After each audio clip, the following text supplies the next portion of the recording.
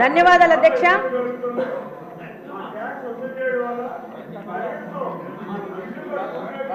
ధన్యవాదాలు అధ్యక్ష, ఈ అవకాశం నాకు ఇచ్చినందుకు.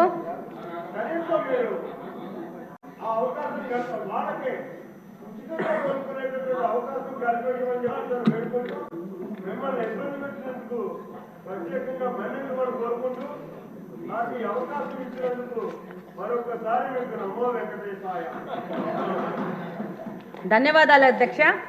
ఈరోజు ఈ బడ్జెట్ సందర్భంగా ఈ అవకాశం ఇచ్చినందుకు. వెనుకబడిన ప్రాంతం రాయలసీమ ప్రాంతం, అది కడప నియోజకవర్గం నుంచి వచ్చాను. ఈరోజు కడప అంటే చారిత్రాత్మకంగా వెంకటేశ్వర స్వామి తొలి గడప కడప నుంచి వచ్చాను. విపరీతమైన మినరల్ రిసోర్సెస్ ఉన్న ప్రాంతం నుంచి వచ్చాను. కానీ మా నియోజకవర్గానికి మంచినీళ్ళు లేని పరిస్థితిలో మేము చాలా కొట్టుమిట్టాడుతూ ఉన్నాము. దాదాపు బ్రిటిషర్స్ కాలంలోనే మాకు ఎయిర్పోర్ట్ ఉంది, ఎయిర్ బేస్ ఉంది. అప్పుడే డెవలప్ అయిన కడప నియోజకవర్గానికి ఈ రోజు పరిస్థితి ఏంటంటే, మాధవి గారు ఇది బడ్జెట్ మీద డిస్కషన్ చెప్తాను మీ సమస్యకి మళ్ళీ టైం దొరుకుతుంది. మీ నీటి సమస్యకి కొంచెం చెప్పండి. కొంచెం చెప్పండి అధ్యక్ష. ఈరోజు దాదాపు 164 స్క్వేర్ కిలోమీటర్స్ విస్తీర్ణం ఉన్న కడపలో దాదాపు ఈరోజు 5 లక్షల జనాభా ఉంది.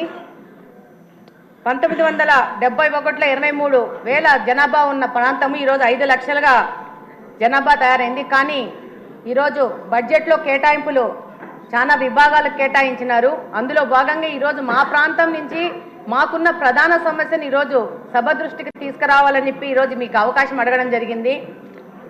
అందులో భాగంగా ఈరోజు మాకు వాటర్ రిసోర్సెస్ గురించి చూస్తే 2 water resources, Penna river, Buggavanka almost అది ఫంక్షనింగ్లో లేదు. పెన్నా రిసోర్సెస్ వస్తే, పెన్నా రివర్కి వస్తే 2 గండి water works, Lingampalli water works నుంచి మాకు నీళ్ళు వస్తున్నాయి. దాదాపు కరువు పీడిత ప్రాంతం వల్ల దాదాపు ఏ డివిజన్లో కూడా 3 నుంచి 4 రోజులకు గాను ఒక్కసారి నీళ్ళు ఇవ్వలేని పరిస్థితిలో కడప నియోజకవర్గం నడుస్తూ ఉంది. దాదాపు 20% గృహాలకు ఇంకా మంచినీళ్ళ కనెక్షన్ లేదు. మేము కార్పొరేషను దాదాపు 20 సంవత్సరాలు కార్పొరేషన్గా ఏర్పడి 20 సంవత్సరాల నుంచి 10 సంవత్సరాలు కాంగ్రెస్ పార్టీ, 10 సంవత్సరాలు వైసీపీ పార్టీ, కార్పొరేషను అక్కడున్న శాసనసభ పక్షగా వాళ్లే ఉంటూ గవర్నమెంట్లో లాస్ట్ 5 సంవత్సరాల నుంచి అదే పార్టీ ఉన్నా కూడా పూర్తి నిర్లక్ష్యానికి గురైంది. ఈరోజు ఈ బడ్జెట్ సందర్భంగా ఈ యొక్క సమస్యను మీ ద్వారా ప్రభుత్వ దృష్టికి, మిగతా సభ్యుల దృష్టికి తీసుకుపోవాల్సిన అవసరం ఉంది. కార్పొరేషన్ అని చెప్పుకోవడమే కానీ కార్పొరేషన్లో మంచినీళ్ళు ఇవ్వలేని పరిస్థితిగా కడప నియోజకవర్గము ఈరోజు ఉంది.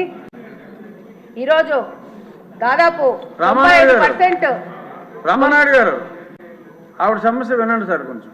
అవును అన్న, వినండి అన్న.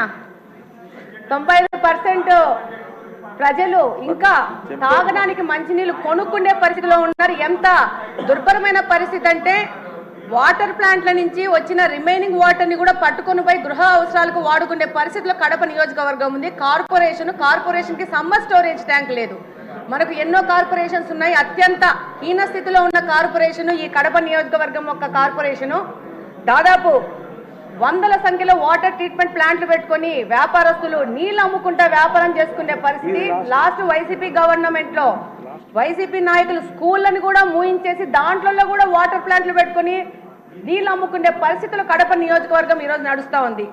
దాదాపు 5 లక్షల మంది జనాభా అంటే నివేదికల ప్రకారం 135 లీటర్స్ వాటర్ పర్ హెడ్ ఇవ్వాల్సి వస్తే 5 లక్షల మందికి దాదాపు 70 MLD వాటరు ప్రొవైడ్ చేయాల్సిన పరిస్థితిలో ఉండాల్సింది. ఈరోజు 40 MLD వాటరు ఇచ్చే పరిస్థితిలోనే కడప నియోజకవర్గం ఉంది. దాదాపు 1943లో గండి వాటర్ వర్క్స్లో బ్రిటిషర్స్ వాళ్ళు అప్పుడు 20 వేల జనాభాకు 12 MLDలో ఒక ఇన్ఫ్లేషన్ వెల్స్ కట్టే, అదే ఇన్ఫ్లేషన్ వెల్స్ ఈ రోజుకు 2024వ సంవత్సరంలో కూడా అదే 12 MLD ఇన్ఫ్లేషన్ వెల్ ఇచ్చే వెల్నే వాడుకుంటూ కడపకు నీళ్ళు ఇచ్చుకుంటున్నాము. దాదాపు 5 నుంచి 6 రోజులకి నీళ్లు రాని పరిస్థితి. వచ్చిన నీళ్లు మురికి నీళ్ళు ఎందుకు వస్తున్నాయంటే, డ్రైనేజ్ వాటర్ తీసుకెళ్లి మీ అందరికీ తెలుసు కడపలో బుగ్గొంక అని ఉంటుంది, కడప నడి మధ్యలో వెళ్తూ ఉంటుంది. అందులోకి ఈ యొక్క డ్రైనేజ్ వాటర్ తీసుకెళ్లి అదే వాటరు పెన్నాలో కలిసి అదే వాటర్ మళ్ళీ పంపు చేసుకొని మళ్ళీ వినియోగంకు వాడుకోవాల్సిన పరిస్థితిలో ఉంది. ఒక ఎస్టీపీ లేదు, ప్లాంట్ కట్టలేని పరిస్థితిలో ఈ కార్పొరేషన్ ఉంది, నిధుల కొరత ఉంది.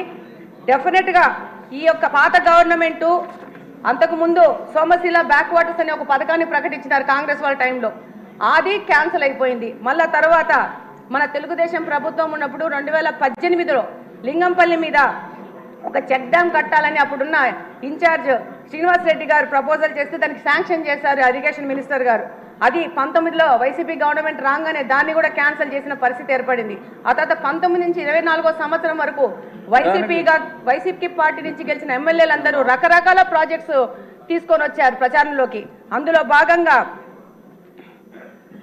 జిఎన్ఎస్ఎస్ ఎర్ర చెరువు అని చెప్పేసి ఒక ప్రాజెక్ట్ తీసుకొని వచ్చినారు. దాంతో పాటు ఒక్క నిమిషం అని అయిపోయింది, 1 minute అయిపోయింది. ఆ తర్వాత మళ్ళా మైలవరం నుంచి నీళ్ళని చెప్పి అదొక ప్రాజెక్ట్ తీసుకొచ్చారు, అది లేదు. మొత్తం పైపులన్నీ తీసుకొచ్చేసి ఆ యొక్క మా కడపలో పెద్ద పెద్ద పైపులు పడి ఉన్నాయి, దాని ద్వారా నిధుల దుర్వినియోగం జరిగింది. ఇప్పుడు కడప నియోజకవర్గం నుంచి నా యొక్క ముఖ్య వినతి ఏంటంటే మాకు మంచినీళ్ళు ఇవ్వండి అంతే. ఏవి అడగట్లేదు, టీవీలు అడగట్లేదు, ఫ్రిడ్జ్లు అడగట్లేదు, మాకు మంచినీళ్ళు కావాలని సభాముఖంగా కోరుకుంటున్నాను. ఇదొక కడప నియోజకవర్గంలోని ప్రజలందరి బాధను ఈ సందర్భంగా ఈ యొక్క సభ దృష్టికి తీసుకొస్తూ దానికి సంబంధిత మంత్రులు, ఇరిగేషన్ మంత్రులు గారికి, అలాగనే మున్సిపల్ మంత్రులు గారికి, ముఖ్యమంత్రి గారికి ఈ విషయం ప్రత్యేకంగా చెప్పాల్సిన అవసరం ఉంది. మా కడప నియోజకవర్గం 2 ముఖ్యమంత్రులను ఇచ్చింది. 2 ముఖ్యమంత్రుల యొక్క నిర్లక్ష్యానికో మరి వాళ్లకు కడప అంటే చిన్న చూపో, కడప హెడ్ క్వార్టర్స్ లో మంచినీళ్ళు లేని పరిస్థితిలో కడపను తీసుకొచ్చినారంటే చాలా దౌర్భాగ్యమైన పరిస్థితి. మా కడప నియోజకవర్గం ఒక డిప్యూటీ సీఎం ని కూడా ఇచ్చింది. ఆయనకు అవగాహన రాహిత్యం వల్ల దాదాపు కడప నిర్లక్ష్యం చేసుకుని కడపలో నీళ్లు లేని పరిస్థితి, నీళ్లకు రామాని కొట్టుకునే పరిస్థితికి ఈ రోజు కడపని తీసుకొచ్చారు. డెఫినెట్ గా మంత్రులు గాని, ముఖ్యమంత్రి గాని, సంబంధిత మినిస్టర్లు గాని ఈ యొక్క విషయాన్ని పూర్తిగా మీరు 3 నిమిషాల్లో ముగించమ్మా. ఆదినారాయణ రెడ్డి గారి తర్వాత ఆయనకి ఇద్దాం అన్న. థ్యాంక్ యూ అన్నయ్య, అవకాశం ఇచ్చినందుకు. అదొక ప్రాజెక్ట్ తీసుకొచ్చారు, అది లేదు. మొత్తం పైపులన్నీ తీసుకొచ్చేసి ఆ యొక్క మా కడపలో పెద్ద పెద్ద పైపులు పడి ఉన్నాయి, దాని ద్వారా నిధుల దుర్వినియోగం జరిగింది. ఇప్పుడు కడప నియోజకవర్గం నుంచి నా యొక్క ముఖ్య వినతి ఏంటంటే మాకు మంచినీళ్ళు ఇవ్వండి అంతే. ఏవి అడగట్లేదు, టీవీలు అడగట్లేదు, ఫ్రిడ్జ్లు అడగట్లేదు, మాకు మంచినీళ్ళు కావాలని సభాముఖంగా కోరుకుంటున్నాను. ఇదొక కడప నియోజకవర్గంలోని ప్రజలందరి బాధను ఈ సందర్భంగా ఈ యొక్క సభ దృష్టికి తీసుకొస్తూ దానికి సంబంధిత మంత్రులు, ఇరిగేషన్ మంత్రులు గారికి, అలాగనే మున్సిపల్ మంత్రులు గారికి, ముఖ్యమంత్రి గారికి ఈ విషయం ప్రత్యేకంగా చెప్పాల్సిన అవసరం ఉంది. మా కడప నియోజకవర్గం 2 ముఖ్యమంత్రులను ఇచ్చింది. 2 ముఖ్యమంత్రుల యొక్క నిర్లక్ష్యానికో మరి వాళ్లకు కడప అంటే చిన్న చూపో, కడప హెడ్ క్వార్టర్స్ లో మంచినీళ్ళు లేని పరిస్థితిలో కడపను తీసుకొచ్చినారంటే చాలా దౌర్భాగ్యమైన పరిస్థితి. మా కడప నియోజకవర్గం ఒక డిప్యూటీ సీఎం ని కూడా ఇచ్చింది. ఆయనకు అవగాహన రాహిత్యం వల్ల దాదాపు కడప నిర్లక్ష్యం చేసుకుని కడపలో నీళ్లు లేని పరిస్థితి, నీళ్లకు రామాని కొట్టుకునే పరిస్థితికి ఈ రోజు కడపని తీసుకొచ్చారు. డెఫినెట్ గా మంత్రులు గాని, ముఖ్యమంత్రి గాని, సంబంధిత మినిస్టర్లు గాని ఈ యొక్క విషయాన్ని పూర్తిగా మీరు 3 నిమిషాల్లో ముగించమ్మా. ఆదినారాయణ రెడ్డి గారి తర్వాత ఆయనకి ఇద్దాం అన్న. థ్యాంక్ యూ అన్నయ్య, అవకాశం ఇచ్చినందుకు.